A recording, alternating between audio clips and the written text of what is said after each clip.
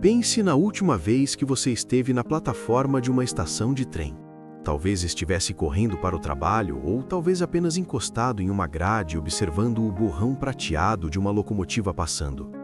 Enquanto o chão vibrava sob seus pés e o vento batia em seu cabelo, seus olhos podem ter se voltado para o chão, passando pelos trilhos de aço e vigas de madeira, para os milhares, milhões de pequenas pedras cinzentas e pontiagudas firmemente compactadas por baixo. Elas estão em toda parte. Cada quilômetro de trilho, cada cruzamento remoto e cada estação de cidade movimentada é revestida com essas rochas de aparência comum. Nós as vemos com tanta frequência que se tornaram invisíveis. São apenas parte do cenário, como o cascalho em uma entrada de garagem ou a terra em um parque. Mas você já parou para perguntar por que elas estão lá? Por que, em uma era de fibra de carbono, aço de alta qualidade e polímeros avançados, ainda dependemos de uma pilha de pedras quebradas para apoiar nossos sistemas de transporte mais sofisticados? Parece quase primitivo.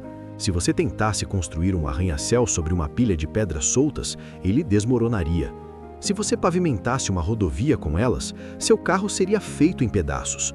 No entanto, por quase 2 séculos, essas pedras têm sido as guardiãs silenciosas das ferrovias do mundo.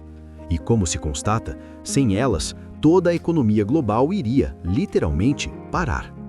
Para entender o mistério dessas pedras, primeiro temos que apreciar o pesadelo absoluto que desafia a física, que é um trem em movimento. Um trem de carga totalmente carregado pode pesar dezenas de milhares de toneladas. Imagine essa pressão imensa concentrada em 2 finas tiras de aço.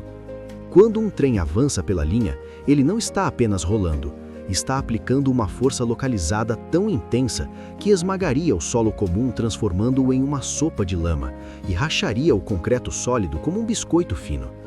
Se os trilhos fossem colocados diretamente no chão, a primeira chuva forte deixaria a terra macia, o peso do trem empurraria os trilhos para a terra e a coisa toda cederia. Mas a verdadeira razão vai ainda mais fundo do que apenas o suporte. Veja, o solo é uma coisa viva e que respira. Ele se expande quando fica molhado, encolhe quando seca e se levanta quando congela. Se você quiser operar um veículo de alta velocidade sobre ele, precisará de uma maneira de separar os trilhos rígidos de aço da terra imprevisível. Você precisa de um intermediário, e é aí que entram essas pedras, conhecidas pelos engenheiros como lastro. Mas não se deixem enganar pelo nome simples.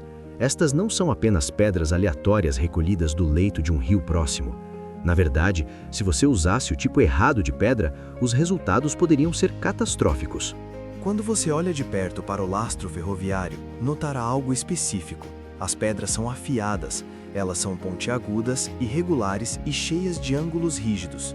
Isso é totalmente intencional. Se você usasse seixos de rio lisos e redondos, o peso do trem faria com que deslizassem uns pelos outros, como uma pilha de bolas de gude. Os trilhos se moveriam, perderiam o alinhamento e o trem descarrilaria.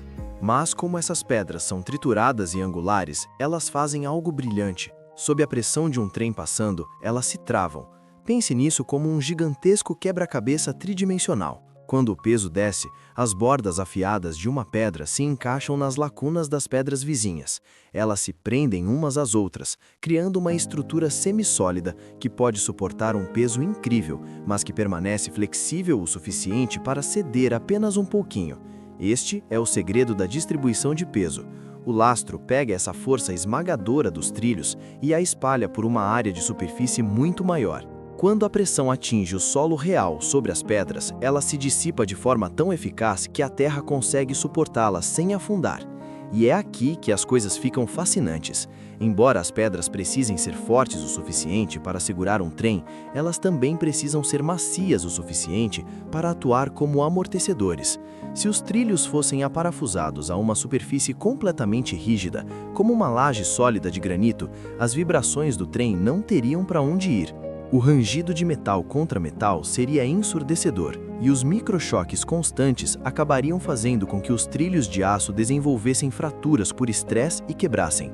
O lastro atua como uma almofada gigante, Conforme o trem passa, as pedras na verdade se movem e vibram em minúsculas frações de milímetro, absorvendo essa energia cinética e transformando-a em uma pequena quantidade de calor, em vez de deixá-la destruir a via.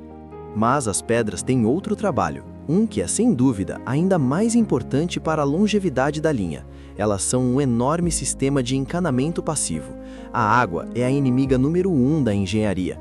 Se a água de chuva se acumular ao redor dos trilhos, ela amolece o solo, cria lama e faz com que os dormentes de madeira apodreçam. Mas como o lastro é feito de pedaços de rocha grandes e irregulares, existem inúmeras pequenas lacunas entre eles. Quando chove forte, a água não fica na superfície, ela escorre imediatamente pelas pedras, afastando-se dos trilhos. Isso mantém a fundação seca e estável, garantindo que o leito não se transforme em um pântano após uma tempestade de verão. É uma solução simples para um problema que, de outra forma, poderia custar bilhões em reparos. Além da física do peso e da água, há uma batalha biológica acontecendo sobre os trilhos. Se você já viu uma linha de trem abandonada, sabe a rapidez com que a natureza tenta recuperá-la. Ervas daninhas, arbustos e árvores crescem em quase tudo. No entanto, em uma linha ativa, o lastro serve como uma barreira. É um ambiente hostil e pobre em nutrientes, onde é incrivelmente difícil para as sementes criarem raízes. Ao impedir o crescimento da vegetação, o lastro garante que as raízes não entrem sob os trilhos e os tirem do lugar. É uma forma de manter o mundo humano e o mundo natural a uma distância educada. Mas de onde tiramos essa ideia? O termo lastro, na verdade, tem suas raízes na Era de Ouro das navegações. Séculos atrás, os marinheiros enchiam os cascos dos navios vazios com pedras pesadas para mantê-los estáveis em mares agitados. Esse peso era chamado de lastro. Quando os primeiros pioneiros das ferrovias estavam procurando uma maneira de estabilizar suas novas estradas de ferro, eles emprestaram o conceito e o nome do mundo marítimo. Eles perceberam que, assim como as pedras mantinham um navio na posição vertical em uma tempestade, elas poderiam manter um trilho reto sob uma locomotiva. Manter esse sistema é um feito de engenharia por si só. Ao longo de anos de uso, a vibração constante faz com que as bordas afiadas das pedras se esfreguem, lentamente moendo-as até virarem um pó fino. Quando as pedras ficam muito redondas ou as lacunas se enchem de detritos, a drenagem falha e o mecanismo de travamento para de funcionar. É por isso que às vezes você verá trens amarelos enormes e especializados, chamados de limpadores de lastro, movendo-se lentamente pelos trilhos. Essas máquinas literalmente recolhem as pedras, sacodem o pó e a sujeira e deixam as pedras limpas e afiadas caírem de volta no lugar. É um ciclo contínuo de renovação que mantém a infraestrutura de alta tecnologia mais antiga do mundo funcionando sem problemas.